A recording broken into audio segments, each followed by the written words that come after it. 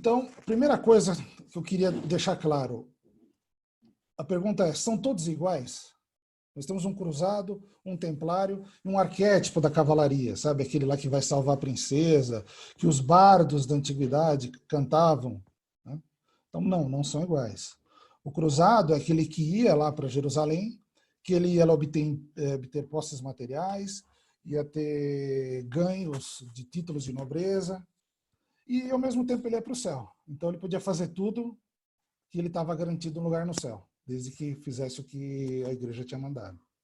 Temos o cavaleiro templário, que ele também matava, ele entrava em guerra, mas o objetivo dele era defender Deus, e ele se entregava à pobreza, né, por causa disso. E o arquétipo, que ele, apesar de não estar presente, que é bom saber que não está, esse arquétipo ele vai acabar depois indo para as ordens de cavalaria, das ordens iniciáticas atuais, seja numa ordem de Molay, ou numa ordem do Guias do Grau da Morte, ou em graus de maçonaria, ou de diversas ordens, né? Vai ter um arquétipo de alguém que quer buscar uma espiritualidade. Então é importante a gente ter esse cenário e saber que são entidades diferentes, ok? Então, como que era a situação na época, né? Como que é o mapa da época, né? Porque a gente vamos fazer uma viagem de 900 anos, mas era diferente o mapa da Europa, né? Principalmente ali de Jerusalém. Na Europa, nós temos aqui em rosa, pelo menos para mim tá meio rosa aqui, onde que era o domínio da Igreja Católica. Nessa faixa laranja que está listrada, já tinha, né, estou falando século XI, já os muçulmanos já tinham entrado na Península Ibérica, já estavam há uns 300, 400 anos. Então os mouros do norte da África, que era da dinastia almorávida, estava ganhando espaço e conquistando cada vez mais. Eles chegaram até perto de Paris, em um determinado momento, mas depois recuaram. E aqui, nós tínhamos, na parte aqui do Oriente, o Império Seljúcida dos turcos, que estava avançando perigosamente perto de Constantinopla, que hoje é a atual Istambul. O que está em verde é a Igreja Ortodoxa, que tinha tido uma cisma com a Igreja Católica em 1054. Então você vê que a cristandade estava dividida em duas, e aqui pelo menos nós vemos três divisões. E tinha o Califado Fatímida lá no Egito. Então, a primeira coisa é saber por que houveram as cruzadas, né?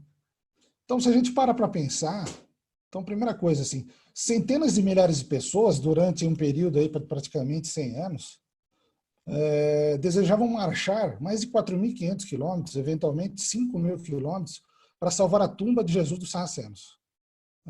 Camponeses, mulheres, crianças cometeram ataques ferozes e suicidas a exércitos fortemente armados e treinados. É algo que hoje você fala, não é possível.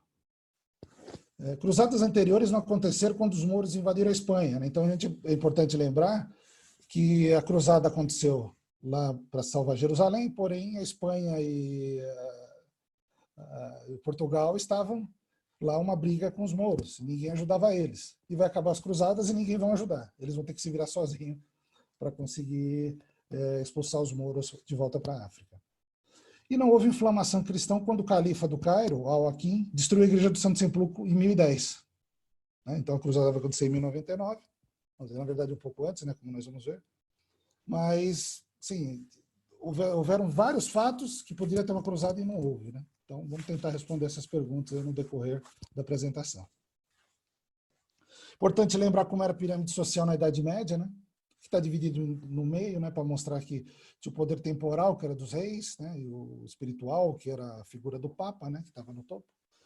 Nobres, cavaleiros, do outro lado, arcebispos, bispos, arquidiáconos. Né. Embaixo, né, como sempre, né, então a gente vê que hoje parece que não mudou muito, né, mas enfim. Tinha os camponeses do lado direito. Do lado esquerdo, lógico, um pouquinho acima do que os camponeses, né, os que se chamava de guildas, né, de trabalhadores, né, as corporações de ofício. Então nós temos aqui o padeiro, o tecelão, o ferreiro, que cuida de peixe, o comerciante, aqui o banqueiro, né. E essas corporações de ofício começaram a se desenvolver. Inclusive, até na França, existem grupos chamados de companheiros, que é o companheirismo, que eles mantêm essas atividades até hoje. Então, eles eram, para você entrar, por exemplo, eu quero ser um pintor, trabalhar com Leonardo da Vinci, por exemplo. Você tinha que ser admitido como aprendiz, né? Se você queria ser pedreiro, você tinha que chegar na ordem dos pedreiros e pedir admissão. Você entrava como aprendiz, né? E aí tinham segredos, você não podia ensinar a sua profissão para qualquer um. Então, esse era o cenário na Idade Média. E a Europa também estava passando numa crise, principalmente o feudalismo, né, que tinha lá aquela figura do rei, que era uma mera figura, e quem mandava eram os senhores feudais. Então você tinha moradia precária, fome, desnutrição, né, a comida era podre, enfim, às vezes eles não tinham nem sal, né, o sal era uma fortuna para você salgar uma carne, para manter ela durar um pouco mais tempo. O plebeu não podia caçar, é só nobreza. Lógico que às vezes escondido eles caçavam alguma coisa, mas se pego eles praticamente eram presos. Viam doenças mortais, né? Na época quando eu fiz essa apresentação não tinha Covid, né? Mas você vê que às vezes, né, a história é cíclica, né? Então, fogo sagrado, tifo, a peste negra acabou vindo depois. Havia uma baixa expectativa de vida, né? Então 30 anos você já é considerado velho.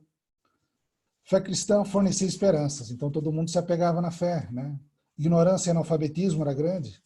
Praticamente 5% de toda a população tinha direito a estudo, né, que eram nobres e eclesiásticos. E nessa época, na Europa, a cidade mais próspera era o Califado de Córdoba, ou seja, né, uma cidade muçulmana, chegou a ter quase 2 milhões de habitantes nessa época. Enquanto Paris e Londres tinham 200, 300 mil, 500 mil. Então você vê que nessa época os muçulmanos eles estavam um pouco mais avançados, né? Um pouco não, né? Muito, né? Principalmente em relação à medicina, à filosofia, né? Eles eram mais abertos. Eles tinham todos os manuscritos dos livros dos gregos, dos filósofos gregos, então eles tinham muito conhecimento.